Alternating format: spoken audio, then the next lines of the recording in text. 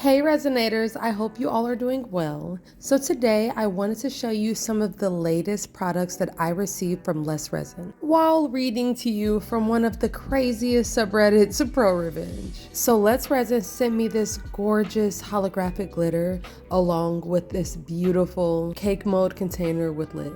So I wanted to show off the glitters in the way that I know best by mixing them into just plain old crystal clear resin. So you guys have to watch till the end to let me know what you think about the final results. Alright guys, so I haven't read this story yet, so you have to bear with me. It's a little bit long, but according to the comments, this one is going to be extremely controversial. So listen up and let me know if you think that this pro-revenge was justified or just a bit too far. Alright, so this one is called pro-divorce. Here we go.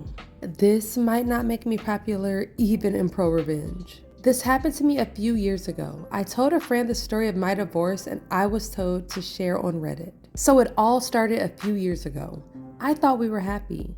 We were your usual suburban professional couple. Financially secure, healthy, good sex life, 2 kids, 14 female and 9 male at the time. I thought we had a healthy social life. We were going through one of our typical married couple rough patches. Both of us were working long hours, not spending enough time together.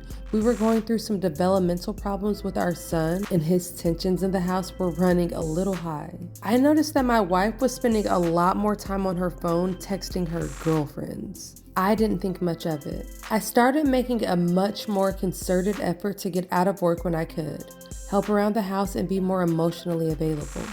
But over the course of a few weeks, the gulf just kept getting wider. I ended up accidentally finding some messages when I charged up an old iPad for my son to use. Her Facebook Messenger was still logged in, and there were a lot of highly questionable messages with a guy from her hometown who I'll just call Jim Bob Cooter, or JBC for short. The messages were completely inappropriate, but I could tell where quite a few were missing based on the times and context of the messages. I made a mental note to keep an eye on this and went about trying to fix things up.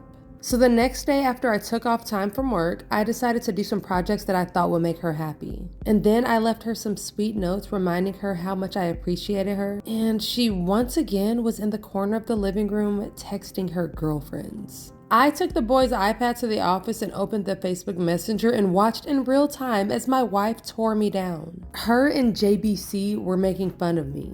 All of my flaws, insecurities, and secrets that I entrusted into my partner were all now jokes to her and JBC. Not only that, but while there wasn't outright sexting there was a very sexual undertone to the whole conversation, especially when she was bashing my performance in the sack. I managed to take some screenshots but missed a good bit of the messages because as the conversation was unfolding, she was deleting them. At the time, I wasn't emotionally capable of confronting her.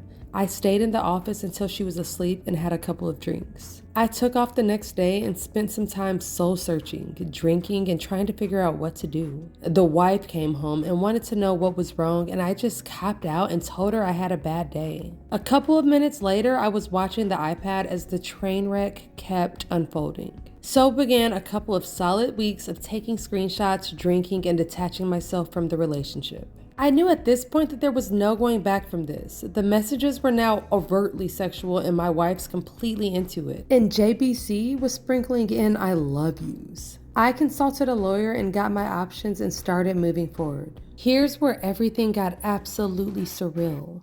Watching the messages, I found out JBC was coming to town to spend a weekend of quality time with my wife in a pretty nice hotel. I was missing a good bit of info. They must have had a phone conversation about it at some point, but I was able to infer enough to get to the when and where. Sure as shit, the next day, the wife is buttering me up and wanting to take a spa weekend with the girls to relax. And when she gets back, we can really focus on our marriage. I go with it all the way. It's the greatest idea she's ever had, and I'll do everything to get us back on track.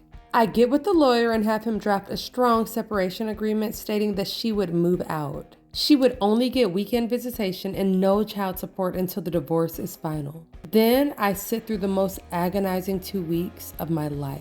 After all of this, most of my feelings for her were completely gone and I'm just seething with anger like I've never felt before. Then D-Day arrives. I take the day off of work, I withdraw half of the money in our accounts that we're joint on and leave her half alone. At this point, I had already redirected my paycheck to a new bank. I close our money market account and get a cashier's check for her half and deposit my half in my new account. I stop at Office Max and print about 75 pages of Facebook Messenger screenshots. And at that point, I just kill some time because I just don't want to be at home. She texts me that she's taking off and that she loves me, and I tell her to have fun. I show up to the hotel at about 8:30 and call my wife's phone from the lobby. It goes straight to voicemail. They're probably already at it. Whatever.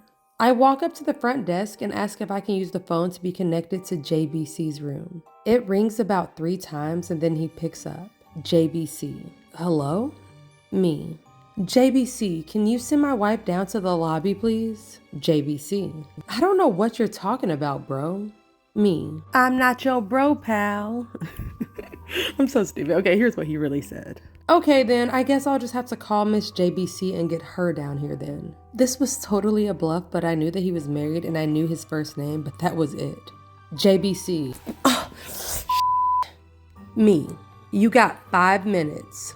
Click. Not even 2 minutes later, my wife comes walking out of the elevator looking a little flustered. I sit her down in the corner of the lobby. She starts spewing bullshit saying that it's not what it seems, etc., etc. Me. I'm not here to argue. The things that are said in this pile of papers are what's going on. The only way I'm not giving a copy of this to our daughter and your parents and emailing it to everyone we know is if you move out immediately. Now, my wife was very prideful. My daughter was going through a rebellious teen phase and her knowing probably would have forever killed their relationship. Wife was also her parents' golden child and she always worried about what they thought of her. I really didn't have to do much leverage and shame was my only card to play. Also, her professional life is built around her image, so I knew she would protect that at all cost. She starts to cry and mumble. Me. This is a check for half of the money market account. I've withdrawn my half of the money from the other joint accounts. You should have more than enough money to get a place. She starts crying harder. At this point, she starts to bawl. I can almost see the different thoughts and waves of emotion that she's going through. Me. Here's a separation agreement that I think is more than fair considering what's going on. I'm gonna need you to look this over and sign it and leave it at the house when you get your stuff. Do you need to see the screenshots? Her. No. Me. Okay, go have fun with JBC and don't come back to the house or I'm gonna send this to everyone. I leave the lobby and I can hear her start to have a breakdown. Once I get in my car, I have my own crying rage fit. I still don't know what all happened that night or weekend, but she would not stop calling my phone. But the good news is that Monday morning, she had the movers coming to get her stuff. Then I let her have a little talk with the kiddos, standard divorce talk. After about a week, she tells me that she wants to talk.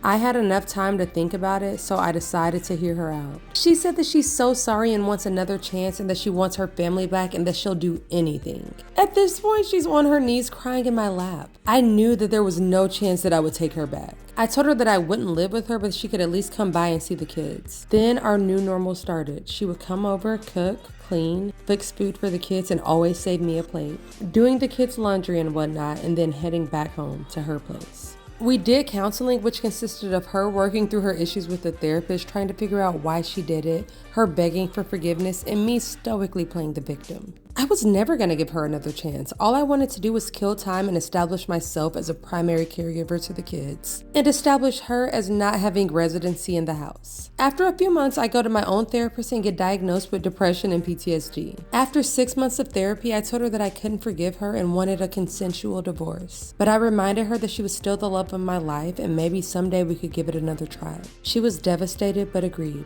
Once the divorce was filed, I needed the kids to want to stay with me. So I printed out some Infidelity articles and I left them not so hidden in the kitchen, and my daughter found them and came to me crying. I told her that she wasn't supposed to find those and that mom made a mistake and still loves her and that I would always be here for her. At this point, my daughter wouldn't even have a conversation with my wife without yelling at her. So when the courts needed statements, both her and my son, who followed his big sister's lead, wanted to stay with me. When the divorce was finalized, I got the house and primary custody of the kids. And I was awarded generous child support due to our difference in income, because at that point I was only working part-time. Now for the last 2 years, I get to live with my kids, work part-time, and my ex has to watch them over the weekend, while I get to have fun with Tinderellas and friends with benefits. In the eyes of my kids, I'm a patron saint of fatherhood for taking the high road and always will be. And in the eyes of my ex, I'm the one that got away. I also get the bonus of having her come over for sex whenever I want it by just dangling the carrot of maybe getting back together, which is never gonna happen. Damn, if this isn't pro-revenge, then I don't know what is. He absolutely destroyed this woman. And I don't know if I'm the only one, but I can't help but to feel a little bit sad for her. But I can't be too mad at OP because what she did was disgraceful and she should be ashamed. But okay, there's two things that kind of bother me about this situation. One, I don't get why he would use her for sex. To be honest, that's pretty cringe in my eyes, and I don't understand why he would stoop himself down to her level. Like, at this point, he should just go find somebody else. Sleeping with her is definitely not the answer. The other problem I have is using the kids against the wife. Obviously, I'm not a fan of cheaters, but just because somebody cheats on you doesn't mean that you should destroy their relationship with the kids. That's just petty and uncalled for on a whole nother level. I expect to get a lot of hate for that, but that's just my opinion. But you guys have to let me know, do you think that this revenge was justified or just completely out of line? Also, you guys have to let me know what you think about the final results to my newest resin creations. I am absolutely obsessed with this holographic glitter from Let's Resin. I'll be leaving a link to this glitter and this gorgeous heart container mold in my link tree, so make sure you check it out. Alright besties, if you made it all the way to the end of the video, make sure to drop some heart emojis in the comments to show me that you're a true supporter. Alright besties, thank you so much for watching, and I will see you in the next video. Stay kind, stay amazing, and keep on resonating. Peace.